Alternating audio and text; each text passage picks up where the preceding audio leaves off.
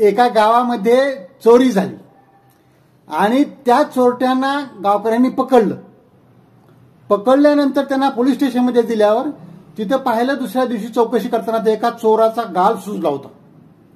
मग त्याला विचारलं, हे कशाने गाल सुजलाय रे? तर त्यानं सांगितलं की या घरामध्ये आम्ही चोरी करायला गेलो होतो, तिथं आम्ही चोरी करत असताना तिथल्या बाईंनी आम्हाला दनादन 2-4 थोबाडीत मारून दिले जोरजोरात. मग सगळ्यांना वाटलं, तिथं पत्रकार पण आलेले होते, अहो किती डेअरिंगच्या त्या बाई, सगळे मुलाखत घ्यायला आले. यांच्या घरी आले, अहो मॅडम तुम्ही किती डेअरिंग बाज, तुमचं किती धैर्य, अहो काय तुम्हाला म्हणजे किती वर्णन करावं, तुम्हाला किती स्तुती करावी हेच कमी पडतंय, तुम्ही कशी काय एवढी हिंमत केली होत्या चोरट्यांना मारण्याची?